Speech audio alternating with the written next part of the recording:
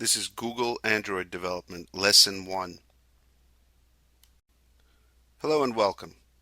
Throughout this course, we're going to look at a lot of different topics, techniques, and technologies that help you build Android applications. We'll look at the SDK and how to properly set up your development environment. We'll go through the basics of Java, the programming language that we use to build Android applications. We'll check out Eclipse, the environment that we use for programming and coding the Android apps. Then, of course, we'll cover lots of topics related to Google's Android operating system itself. Things like the user interface, events, and various programming concepts. Throughout the class, we'll build numerous applications as examples. These applications will help you understand the various topics that we cover, but more so, they'll act as a library of code that you'll be able to tap into when working on your own projects. So welcome to the class. Let's get started. First things first, you don't need to have an Android device in order to participate in this class. We'll use an Android phone simulator throughout the course to test our various applications. However, if you're an Android user, you'll probably get slightly more out of the class itself because you'll be more familiar with the user interface and how things work on an Android device in general. Google also strongly recommends that you test your applications on a real device before launching them into the App Store. So while you don't have to have a phone in order to write code, it's really almost the best practice to have something on hand for testing and for getting more familiar with the environment. A web or desktop application contains many features. These applications typically use their features as selling points. For example, when Firefox 5 came out, it touted 1,000 new features and improvements over Firefox 4. Look at the application like Adobe Photoshop or Microsoft Office on a desktop versus their equivalents on a mobile device. Photoshop is a huge, ultra-complex application, while its mobile equivalent contains only 5 to 8 features at best. So when you think about writing mobile apps, you're thinking about 1 or 2 features. These applications are very focused and small. Development time is also much shorter. For example, I've worked on projects that have run for over a year on a desktop or web application. Mobile equivalent might be several weeks to a month. If you're new to programming, mobile is a great way to get started because it's simpler and in most cases easier to do.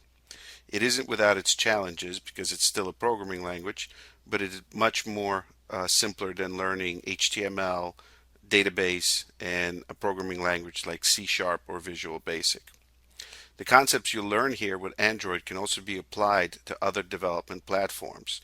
For example, once you have a good grasp of Android, Windows Phone 7 and Apple's iOS are also similar in concept and execution, so you'll have a slightly less of a learning curve when tackling those languages and platforms as well. Android is quickly becoming the operating system of choice for many mobile devices. We see it now primarily in cellular phones and tablets, but I think over the next several years we'll likely see it in other devices as well. By using an open source, free operating system, manufacturers don't have to spend time and money developing their own platform. This brings down the cost of the items we buy and use and gives the ever-growing list of potential customers for us as developers who will buy and use our applications on their new Android devices. The Open Handset Alliance is a group of 76 technology and mobile companies who have come together with the single goal of building a top-notch mobile platform. Google is the leader of the organization. You can read all about the Open Handset Alliance at www.openhandsetalliance.com. You should visit the site to get a better sense of who's behind the Android OS and why. Although this slide's data is a bit old, it shows a very important trend. At the time, iOS, the leading mobile platform, was 4 years old and was only 14% ahead of Android, which was introduced in late 2008. Today, of course, Android is the #1 smartphone platform in the world. It is largely due to the amount of varied devices that it appears on, while iOS is limited to running only on the iPhone and iPad devices. As you can see, the requirements for development are not particularly steep. Eclipse and the Android SDK will run on just about any type of home computer. Obviously, the older your hardware is and the amount of RAM in your system will play a role in performance. Note that we'll be using 32-bit versions of the software even if our computers support 64-bit. 32-bit versions of Eclipse and Java tend to be more stable when it comes to the Android SDK. Google recommends this approach as well. We're going to install 4 items today. The latest version of the Android SDK, which we'll download from android.com. Then for Windows and for Linux, we'll need to get the latest version of the Java Development Kit. The Java JDK may already be installed on your system, so we'll do a quick check for that first just to make sure we need it. OS X users don't have to worry about Java because it's included with their operating system. Eclipse, which we'll get from eclipse.org, is the tool that we'll use for writing our code, debugging our applications, and launching our Android simulator. Finally, the integration point between Eclipse and the Android SDK is the ADT tool, which is the Android Development Tools feature that we'll install into Eclipse after it's all set up and running. All of the instructions are available on the Android website. Simply go to www.android.com and select the SDK download link. Along with the downloads, all of the instructions that you need are right there. Also, be sure to review the video accompanying this presentation that demonstrates the entire installation process for Windows and OS X. The AVD, or the Android Virtual Device, is what we'll use to update our installation of the Android SDK and also use it to create and launch Android phone simulators. We can create simulators for any of the installed Android OS versions and any supported screen resolution. The AVD Manager icon is automatically added to Eclipse when we install Android Development Tools and is also available under the Windows menu in Eclipse. There isn't much to creating an AVD. You need to provide it with a name, select an OS version, and choose any of the available options that you want to take advantage of in your application. Be sure to review the video along with this presentation on setting up and launching the AVD. Here's a handy chart that should be a good overview of screen resolutions in Android. This does change time to time as newer and more powerful hardware is released, so I would check the developer link here in the slide for the latest version of this chart. Basically, Android breaks things down by screen and size density. Most devices today have either a medium density large screen or a high density normal screen. The AVD, once it's running, is very similar to a regular phone environment. It can simulate an SD card, good or poor cellular performance. It can even receive simulated phone calls and messages. Once you have an AVD running, any Android project that you're working on in Eclipse can be sent to the AVD for previewing and testing. The chart here shows some of the shortcut commands that can be triggered on the AVD. The most useful one is probably Control F11, which can be used to rotate the display from portrait to landscape and vice versa.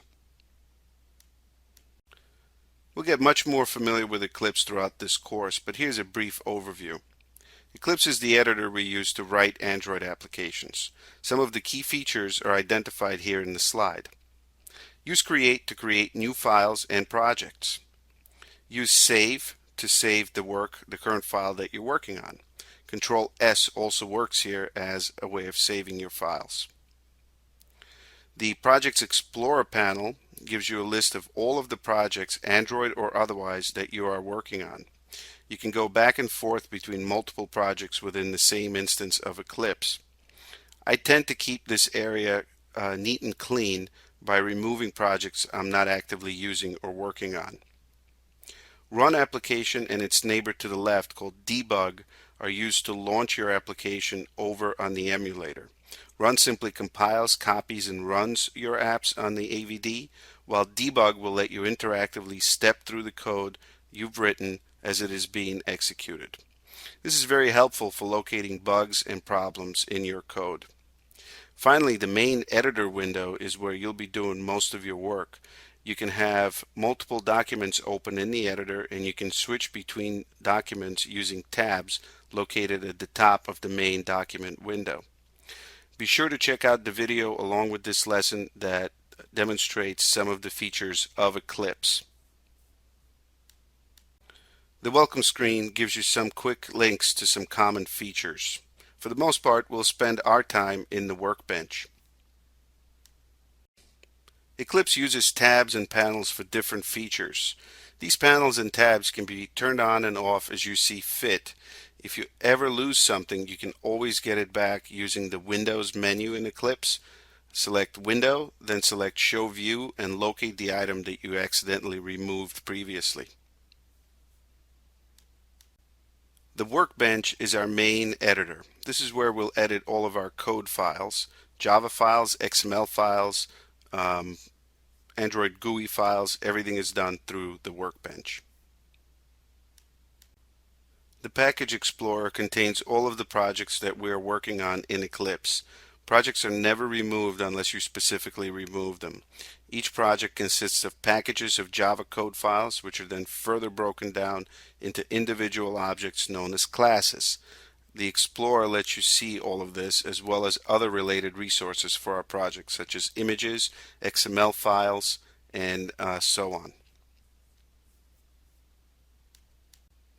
The editor window is where we do most of our work. Throughout the course, you'll see lots of its great features. Here's a quick overview of the toolbar. Use 1 to create new projects and 2 to save your work. 3 lets you access the AVD Manager. 4 is Android specific and lets you create an Android project, which is different than the option 1, which would let you create a variety of things, not just projects. The other important option in 4 is the new Android XML file feature, which we'll use to create additional user interface screens, menus, and things like that. 5 contains debug and run options. 6 contains options for creating new Java projects, new packages, and new classes. 7 lets you look at and search for class files. 8 controls editing features in Eclipse, and finally 9 is used for navigation. You'll need to play around with some of these features in order to see how useful they really are. For the most part, other than using the run features and the create features and a few Android specific options, we don't really have to worry too much about this entire toolbar or a lot of what's going on in Eclipse itself. It isn't immediately obvious in Eclipse how you would go about importing a project. You're basically going to create a new project and point it at existing code. That code should not be in your workspace folder because it will cause a conflict within Eclipse. Be sure to select a specific code file from the project that you're working on before clicking on debug or the run commands. Earlier versions of Eclipse would generate errors if you tried running a project while an XML file was open and selected in the code editor. While that's not really an issue now, it's still best practice to make sure you've gotten the right code file selected before executing run. This way you know exactly which project is going to execute in your AVD at runtime. Hints are a great feature of Eclipse. Without them, it would be difficult to research and work with various classes and objects that we have available to us. Anytime you don't know something, hover over it and look for a hint. Selecting an object and hitting Shift F2 will also get you additional information from the web. It is typically open in a new browser window or within Eclipse itself. The next set of slides is going to take us through creating an Android application called Hello World. Be sure to also review the video accompanying today's lesson on this topic. First, we create a new project. Here we fill in the details for our new project. We need to give it a name, select the version of the OS that we're targeting, provide the application name, a package name, name of our main class, and finally the minimum SDK version that we want to use. The package name is typically a URL in reverse, followed by the name of your application. So if your domain name is www.something.com, you would specify your package as com.something.appname. If you don't have a domain name to use your last name followed by a period, then first name, then another period, and then finally the application name. The idea here is just to create a unique identifier for each and every application. Okay, so now that we've got a bunch of different files in our Hello World application, let's take a look at some of these. There are three files that we'll be looking at today: hello world.java, main.xml, and strings.xml. Hello world.java contains all of the code of our application. Main.xml contains all of the interface elements, everything that the user will actually see in our app when they're viewing it on their device. And strings.xml contains variables that define some of the elements that the users are going to see. For example, the application name is stored there, and also the message that we're going to share with our users is stored there as well. So first we're going to start work by editing the main XML file, which is our graphical user interface, or GUI. Note that you have two tabs at the bottom of the screen. Select the main XML tab, which will give us the raw XML view of the GUI. The other way of looking at it is visually, which doesn't always work perfectly. Now we're going to edit the XML file directly to make it look like the slides version. Here we're adding a text color, text size, and style to a text view element. A text view element allows us to display text to the user on the phone screen. The strings file we're going to edit a little bit differently and tackle it visually. Here we're going to edit the string and modify some of the values for app name and also for the variable called hello. With everything edited and saved, we're going to run our application by clicking the Run option in Eclipse. Small dialog box will come up asking us to confirm that it's an Android application, and then possibly it'll ask us to choose the emulator in which our application should run. If you have an emulator open already and it's compatible with your app, the app will automatically launch and show up in your emulator. And here's the end result. Pretty simple, and if you think about it, we didn't have to write any code at all to get this to work. In our next session, we'll start to delve a little bit deeper into Android, Java, and Eclipse. But in the meantime, try to recreate the Hello World application on your own and try different texts for the message that displays in the application. Okay, great job. See you in the next session.